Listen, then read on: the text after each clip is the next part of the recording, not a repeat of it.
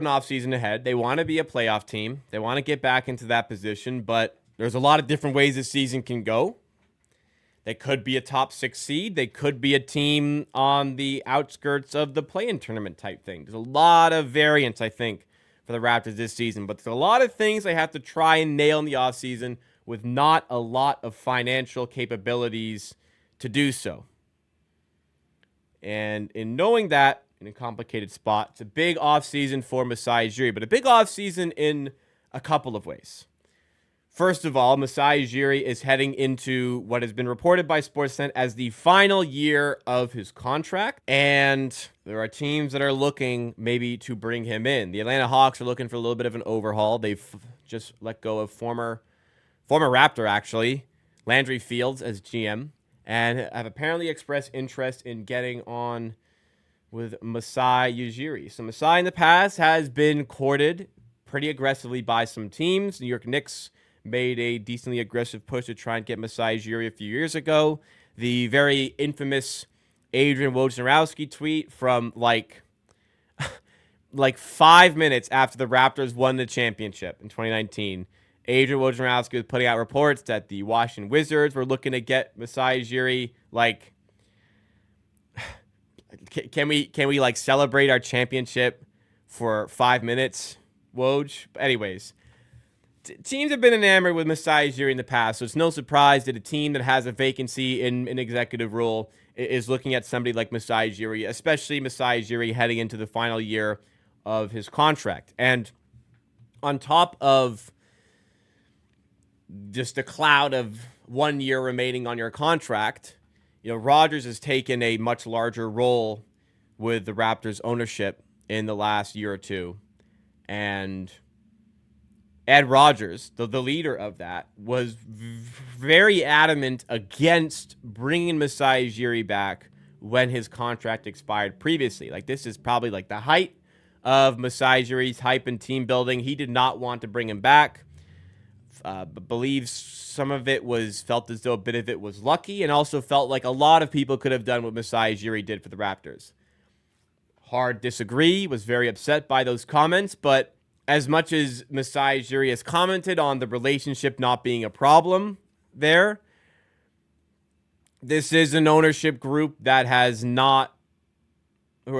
expressed disinterest in signing Masai Ujiri in the past. So if there is a lure of a bigger, better deal somewhere else, who knows? Something could happen. I'm not really sure. I think at this point, Masai Ujiri kind of sees a plan in process here for the Raptors. Hopefully, wins start to happen over the course of next season. They start to showcase that, yes, we can get back to being a winning team once again. I don't think Masai Ujiri would end up leaving, but I can absolutely 100% see it. Now, is Masai Ujiri moving on good or bad for the Raptors?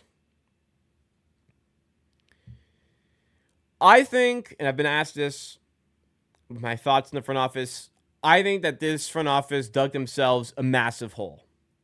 They waited way too long with the Fred VanVleet, Pascal Siakam, OG Anunoby, Scotty Barnes core. They waited way too long to make a move with that team. They kind of just kept status quo with that team and were hoping something would kick on, but they just weren't. The roster just was never constructed to a level for that team to be successful. And I think the big thing that they were always missing was a center, an actual center like Jakob Poeltl. And by the time they went out and made that trade for Jakob Poeltl, it was too late.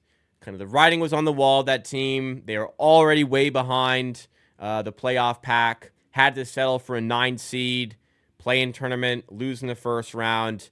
And after half a season of Jakob Poeltl, all of a sudden, there were conversations about, completely moving on from the core. Fred VanVleet walked. All of a sudden, now Pascal Siakam's getting traded. OG Anunoby's getting traded. And all of this happened, like all these trades kind of happened where the Raptors didn't maximize the returns on the value for these players either. So they made a bad trade that made the Raptors go for the play-in tournament, sacrificed a tank in a year that fucking Victor Wembanyama was available.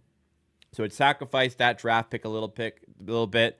Raptors fall to 13th. They get Grady Dick, who is a good player. Not going to dispute that. But you look at, some of the players that could have been a little bit high, that were a little bit higher, with the possibilities that could have arose from that. Whatever. Like, the timing of that trade was bad.